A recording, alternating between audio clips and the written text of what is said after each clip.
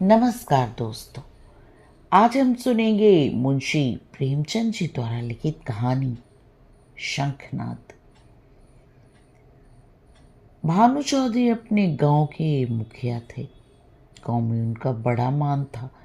दरोगा जी उन्हें डांट बिना जमीन पर न बैठने देते। मुखिया साहब की ऐसी धाक बंधी हुई थी कि उनकी मर्जी बिना गांव में एक पत्ता भी नहीं हिल सकता था। कोई घटना, चाहे वो सास बहू का विवाद हो, चाहे पेड़ या खेत का झगड़ा, चौधरी साहब के शासनाधिकारी को पूर्ण रूप से सचेत करने के लिए काफी थी। वो तुरंत घटनास्थल पर पहुंचते, तहकीकात होने लगती। गवाह और सबूत के सिवा किसी अभियोग को सफलता सहित चलाने में जिन बातों की जरूरत होती है उन सब पर विचार होता और चौधरी जी के दरबार से फैसला हो जाता। किसी को अदालत जाने की जरूरत न पड़ी। हाँ, इस कष्ट के लिए चौधरी साहब कुछ फीस जरूर लेते थे।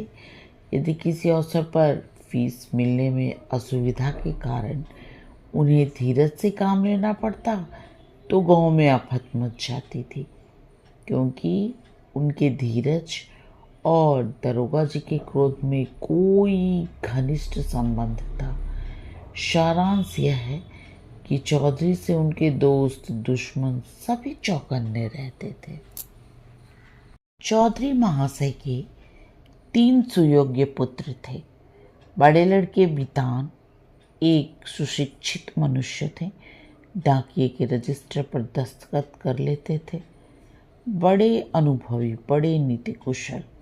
मिर्जाई की जगह कमीज पहनते, कभी कभी सिगरेट भी पीते, जिससे उनका गौरव बढ़ता था। यद्यपि उनके ये दुर्व्यसन बूढ़े चौधरी को नापसंद थे, पर बेचारे विवश थे, क्योंकि अदालत और कानून के मामले बितान के हाथों में थे।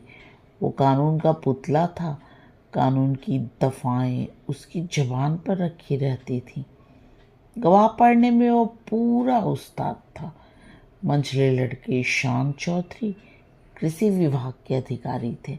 बुद्धि के मंद लेकिन शरीर से बड़े परिश्रमी। वहाँ घास न जमती हो, वहाँ केसर जमा दे। तीसरे लड़के का नाम गुमान था। वो बड़ा रसिक, साथ ही उदंड भी था। मुहर्रम में ढोल इतने जोरों से बजाता कि कान के पर्दे फट जाते। मछली फंसाने का बड़ा शौकीन था। बड़ा रंगीला जवान था। खंजड़ी बजा बजा कर जब वो मीठे स्वर में ख्याल गाता तो रंग जम जाता। उसे दंगल का ऐसा शौक था कि कोसों तक धावा मारता। पर घर वाले कुछ ऐसे शुष्क थे कि उसके इस व्यसनों से तनिक भी सहानुभूति न रखते थे। पिता और भाइयों ने तो उसे ऊसर खेत समझ रखा था। घुड़की, धमकी, शिक्षा और उपदेश, स्नेह और विनय, किसी का उस पर कोई असर नहीं हुआ। हाँ, भावजी अभी तक उसकी ओर से निराश न हुई थी। वे अभी तक उसे कड़वी दवाइयाँ पिलाई जाती थी। पर आलस्य आलस्य तो वह राजयोग है जिसका रोगी कभी नहीं संभलता। ऐसा कोई बिरला दिन नहीं जाता होगा कि बांका गुमान को भावजों के कठिन वाक्य न सुनने पड़ते हों। ये विषैले सर कभी कभी उसके कठोर हृदय में चुभ जाते, किंतु ये घाव रात भर से अधिक न रहता। बोर होते ही थकान के साथ ही ये पीड़ा भी शांत हो जाती। तड़का हुआ उसने हाथ मुँह धोया, बंसी उठाई और तालाब की ओर चल खड़ा हुआ। भावजो फूलों की वर्षा किया करती, किंतु चौधरी पैतरे बदलते रहते और भाई लोग तीखी निगाह से देखा करते। पर अपनी धुन का पूरा बांका गुमान उन लोगों के बीच से इस तरह अकड़ता चला जाता जैसे कोई मस्त हाथी कुत्तों के बीच से निकल जाता है। उसे सुमार्ग पर लाने के लिए क्या क्या उपाय नहीं किए गए। बाप समझाता, बेटा ऐसी राह चलो जिससे तुम्हें भी पैसे मिले और गृहस्थी का भी निर्वाह हो। भाइयों के भरोसे कब तक रहोगे? मैं पका मुँह आज टपक पड़ा यह कल, फिर तुम्हारा निर्वाह कैसे होगा? भाई बात भी न पूछेंगे। भावजों का रंग देख रहे हो, तुम्हारे भी लड़के हैं, उसका भार कैसे संभालोगे? खेती में जो न लगे, कास्टी बिली में भर्ती करा दूं? बांका गुमान खड़ा खड़ा ये सब सुनता, लेकिन पत्थर का देवता था, कभी न पसीजता। इस महाशय के अत्याचार का दंड उसकी बेचारी स्त्री को भोगना पड़ता था। मेहनत के घर के जितने काम होते वे उसी के सिर थोपे जाते। उपले पाथती, कुएं से पानी लाती, आटा पीसती और तिस पर भी जेठानियाँ सीधे मुंह बात न करती, वाक्य बानों से छेदा करती। एक बार जब वह पति से कई दिन रूठी रही तो बाकी गुमान कुछ नर्म हुए। बाप से जाकर बोले, मुझे कोई दुकान खुलवा दीजिए। चौधरी ने परमात्मा को धन्यवाद दिया, फूले न समाये, कई 100 रुपए लगाकर कपड़े की दुकान खुलवा दी।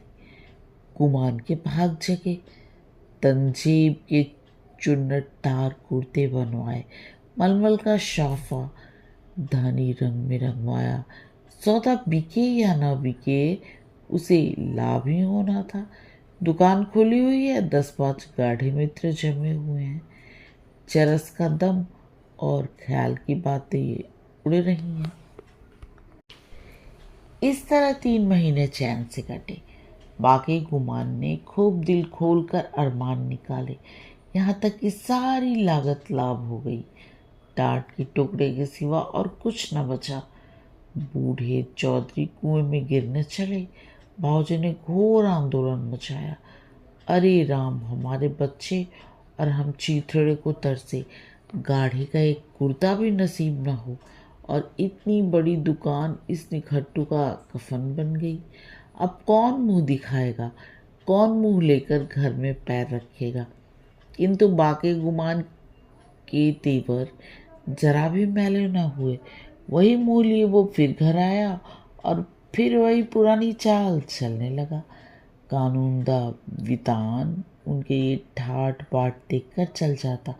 मैं सारे दिन पसीना बहाऊं, मुझे नैनसुख का कुर्ता भी न मिले।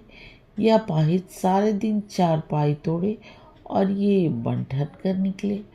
ऐसे वस्त्र तो शायद मुझे अपने ब्याह से भी न मिले होंगे। मीठी शान के हृदय में भी कुछ ऐसे ही विचार उठते थे। अंत में यह जलन सही न गई और अग्नि भड़की तो एक दिन कानूनदा वितान की पत्नी गुमान के सारे कपड़े उठा लाई और उन पर मिट्टी का तिल उड़ेल कर आग लगा दी। ज्वाला उठी, सारे कपड़े देखते देखते जलकर राख हो गए। गुमान रोते रहे, दोनों भाई खड़े तमाशा देखते रहे। बूढ़े चौधरी ने यह दृश्य देखा और सिर पीट लिया। ये द्वेषाग्नि है, घर को जलाकर बुझेगी। ये ज्वाला तो थोड़ी देर में शांत हो गई, परंतु हृदय की आग ज्यों की त्यों दहकती रही। अंत में एक दिन बूढ़े चौधरी ने घर के सब मेंबरों को एकत्र किया और गूढ़ विषय पर विचार करने लगे कि बेड़ा कैसे पार हो। बितान से बोले, बेटा, तुमने आज देखा कि बात ही बात में सैकड़ों रुपए पर पानी फिर गया। अब इस तरह निर्वाह होना असंभव है। तुम समझदार हो, मुकदमे मामले करते हो, कोई ऐसी राह निकालो कि घर डूबने से बचे। मैं तो चाहता था कि जब तक चोला रहे सबको समेटे रहूं, मगर भगवान के मन में कुछ और ही है। पिता की नीति कुशलता अपनी चतुर सहगामिनी के सामने लुप्त हो जाती थी। वो अभी उसका उत्तर सोच ही रहे थे कि श्रीमती जी बोल उठी, दादाजी, अब समझाने बुझाने से काम नहीं चलेगा। साथे साथे हमारा कलेजा पक गया। बेटी की जितनी पीर बाप को होगी, भाइयों को उतनी क्या, उसकी आधी भी नहीं हो सकती। मैं तो साफ कहती हूँ गुमान को, तुम्हारी कमाई में हक है। उन्हें कंचन के कौर खिलाओ और चांदी के हिडोले में झुलाओ। इसमें ना इतना बूता है न इतना कलेजा। हम अपनी झोपड़ी अलग बना लेंगे। हाँ, जो कुछ दिमाग हो या हमारा हो वो हमको मिलना चाहिए। बांट बखड़ा कर दो, भला से 4 आदमी हंसेंगे। अब कहाँ तक दुनिया की लाज ढोवे। नित्य के वितान पर इस प्रबल वक्तृता का जो असर हुआ वो उनके विकसित और प्रमुदित चेहरे से झलक रहा था।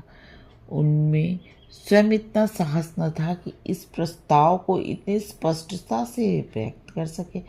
नीतिज्ञ महाशय गंभीरता से बोले, जायदाद मुश्तरका, मनकुला या गैर मनकुला, आपकी हीन हयात तकसीम की जा सकती है। इसकी नज़ीरें मौजूद हैं।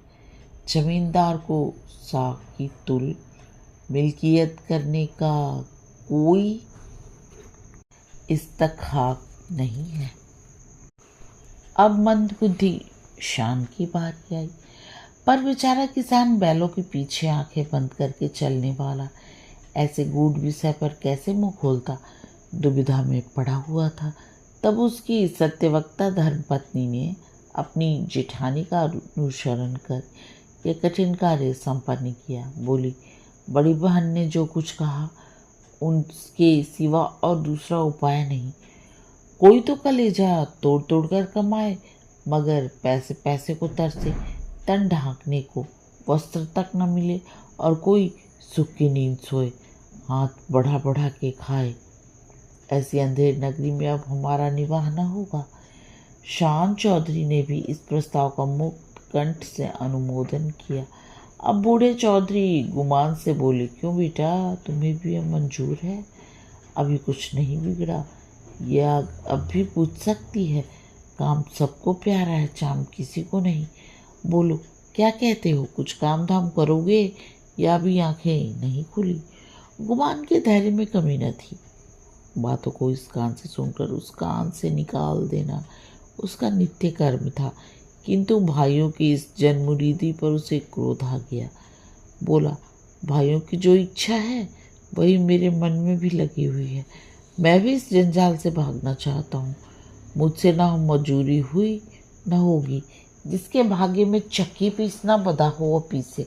मेरे भाग्य में चैन करना लिखा है। मैं क्यों अपना सिर ओखली में दूँ? मैं तो किसी से काम करने को नहीं कहता।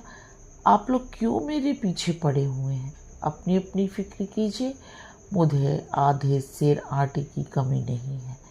इस तरह की सभाएं कितनी बार हो चुकी थी, परंतु इस देश की सामाजिक और राजनीतिक सभाओं की तरह इसमें भी कोई प्रयोजन सिद्ध नहीं होता था। 2-3 दिन गुमान ने घर पर खाना नहीं खाया। जतन सिंह ठाकुर शौकीन आदमी थे, उन्हीं की चौपाल में पड़ा रहता। अंत में बूढ़े चौधरी गए और मना के लाए। अब फिर वही पुरानी गाड़ी अड़ती मचलती हिलती हुई चलने लगी। पांडे घर के चूहों की तरह चौधरी के बच्चे भी सयाने थे। उनके लिए घोड़े, मिट्टी के घोड़े और नावें, कागज की नावें थीं। फलों के विषय में उनका ज्ञान नसीम था। गुलर और जंगली बेर के सिवा कोई ऐसा फल नहीं था जिसे बीमारियों का घर न समझते हो। लेकिन गुरदीन के खोचे में ऐसा प्रबल आकर्षण था कि उसकी ललकार सुनते ही उनका सारा ज्ञान व्यक्त हो जाता। साधारण बच्चों की तरह यदि सोते भी हों तो चौंक पड़ते थे। वो गांव में साप्ताहिक फेरे लगाता था। उसके शुभागमन की प्रतीक्षा और आकांक्षा में कितने ही बालकों को बिना किंडरगार्टन की रंगीन गोलियों के ही संख्या और दिनों के नाम याद हो गए थे। गुरदीन बूढ़ा सा मैला कुचैला आदमी था, किंतु आसपास में उसका नाम उपद्रवी लड़कों के लिए हनुमान मंत्र से कम न था। उसकी आवाज़ सुनते ही उसके खोचे पर लड़कों का ऐसा धावा होता कि मक्खियों के असंख्य सेना को भी रणस्थल से भागना पड़ता था। और जहाँ बच्चों के लिए मिठाइयाँ थीं, वहाँ गुरदीन के पास माताओं के लिए इससे भी ज़्यादा मीठी बातें थीं। माँ कितना भी मना करती रहे, बार बार पैसा न रखने का बहाना करे। पर गुरदीन, चटपट मिठाइयों का दोना बच्चों के हाथ में रख मिलते रहेंगे, कहीं भागे थोड़े ही जाते हैं। नारायण ने तुमको बच्चे दिए हैं तो मुझे भी उनकी न्योछावर मिल जाती है। उन्हीं की बदौलत मेरे बाल बच्चे भी जीते हैं। अभी क्या, ईश्वर इतना गौर तो दिखाए, इनकी मौत तो देखूं, फिर देखना कैसा ठनगन करता हूँ। गुरदीन का ये व्यवहार चाहे वाणिज्य नियमों के प्रतिकूल ही क्यों ना हो, चाहे 100 नगद सही 13 उधार नहीं वाली कहावत अनुभव सिद्धि क्यों ना हो, किंतु मिष्ठाभाषी गुरदीन को कभी अपने इस व्यवहार पर पछताने या उसमें संशोधन करने की कोई ज़रूरत नहीं हुई। मंगल का शुभ दिन था। बच्चे बड़ी बेचैनी से अपने दरवाजे पर खड़े गुरदीन की राह देख रहे थे। कई उत्साही लड़के पेड़ पर चढ़ गए और कोई अनुराग से बेहोश होकर गांव के बाहर निकल गए थे। सूर्य भगवान अपना सुनहरा गाल लिए पूरब से पश्चिम जा पहुंचे थे। इतने में ही गुरदीन आता हुए दिखाई दिया। लड़कों ने दौड़कर उसका दामन पकड़ा और आपस में खींचातानी होने लगी। कोई कहता था मेरे घर चलो, कोई अपने घर का न्योता देता था। सबसे पहले भानु चौधरी का मकान पड़ा। गुरदीन ने अपना खोंचा उतार दिया। मिठाइयों की लूट शुरू हो गई। बालकों और स्त्रियों का ठठ लग गया। हर्ष और विषाद, संतोष और लोभ, ईर्ष्या और द्वेष और जलन की नाटशाला सज गई। कानूनदा वितान की पत्नी अपने तीनों लड़कों को लिए हुए निकली। शान की पत्नी भी अपने दोनों लड़कों के साथ उपस्थित हुई। गुरदीन ने मीठी बातें करनी शुरू की, पैसे झोले में रखे, धेले की मिठाई दी और धेली का आशीर्वाद। लड़के दोनों लिए उछलते कूदते घर में दाखिल हुए। अगर सारे गांव में ऐसा कोई बालक था जिसने गुरदीन की उदारता से लाभ न उठाया हो, तो वो बाकी गुमान का लड़का धन था। वह कठिन था कि लड़का धन अपने भाइयों बहनों को हंस हंस कर और उछल कर मिठाइयाँ खाते देखकर सब्र कर जाए। उस पर तुर्रा है कि वो उसे मिठाइयाँ दिखा दिखा कर ललचाते और चिढ़ाते थे। बेचारा धन चीखता और अपनी माता का आंचल पकड़ पकड़ कर दरवाजे की तरफ खींचता था, पर वो अबला क्या करे। उसका हृदय बच्चे के लिए ऐंठ ऐंठ कर रह जाता था। उसके पास एक पैसा भी नहीं था। अपने दुर्भाग्य पर, जेठानियों की निष्ठुरता पर और सबसे ज्यादा अपने पति के निखट्टूपन पर कूट कूट कर रह जाती थी। अपना आदमी ऐसा निकम्मा न होता तो क्यों दूसरों का मुंह देखना पड़ता, क्यों दूसरे के धक्के खाने पड़ते। उठा लिया और प्यार से दिलासा देने लगी, बेटा रो मत, अब की गुरदीन आवेगा तो तुम्हें बहुत सी मिठाइयाँ ले दूंगी। मैं इससे अच्छी मिठाई बाजार से मंगवा दूंगी। तुम कितनी मिठाई खाओगे। ये कहते कहते उसकी आंखें भर आई। आह, ये मनहूस मंगल आज फिर आएगा और फिर यही बहाने करने पड़ेंगे। हाय, अपना प्यारा बच्चा धेली की मिठाई को तरसे और घर में किसी का पत्थर सा कलेजा न पसीजे। वो बेचारी तो इन चिंताओं में डूबी हुई थी और धन किसी तरह चुप ही ना होता था। जब कुछ वश न चला तो माँ की गोद से जमीन पर उतर कर लौटने लगा और रो रो कर दुनिया सिर पर उठा ली। माँ ने बहुत बहलाया फुसलाया, यहाँ तक कि उसे बच्चे को उस हठ पर क्रोध भी आया। मानव हृदय के रहस्य कभी समझ में नहीं आते। कहाँ तो बच्चे को प्यार से चिपटाती थी, ऐसी झल्लाई कि उसे 2-3 थप्पड़ जोर से लगाए और गुड़क कर बोली, चुप रहा भागे, तेरा ही मुंह मिठाई खाने का है। अपने दिन को नहीं रोता, मिठाई खाने चला है। माँ का गुमान अपनी कोठरी के द्वार पर बैठा हुआ यह कैतुक बड़े ध्यान से देख रहा था। वो इस बच्चे को बहुत चाहता था। इस वक्त के थप्पड़ उसके हृदय के में तेज भाले के समान लगे और चुप गया। शायद इसका अभिप्राय भी यही था। दुनिया रुई को ढूंढने के लिए दांत पर चोट लगाता है, जिस तरह पत्थर और पानी में आग छिपी रहती है, उसी तरह मनुष्य के हृदय में भी, चाहे वह कैसा ही क्रूर और कठोर क्यों न हो, उत्कृष्ट और कोमल भाव छिपे रहते हैं। गुमान की आंखें भर आई। आंसू की बूंदें बहुधा हमारे हृदय की मलिनता को उज्जवल कर देती हैं। गुमान सचेत हो गया। उसने जाकर बच्चे को गोद में उठा लिया और अपनी पत्नी से करुणोत्पादक स्वर में बोला, बच्चों पर इतना क्रोध क्यों करती हो? तुम्हारा दोषी मैं हूँ। मुझको जो दंड चाहो दो। परमात्मा ने चाहा तो कल से लोग इस घर में मीरा और मेरे बाल बच्चों का भी आदर करेंगे। तुमने आज मुझे सदा के लिए इस तरह जगा दिया, मानो मेरी कानों में शंखनाद कर मुझे कर्म पथ में प्रवेश का उपदेश दिया हो। कहानी समाप्त। कहानी सुनने और अपना कीमती समय देने के लिए आप सबका बहुत बहुत धन्यवाद।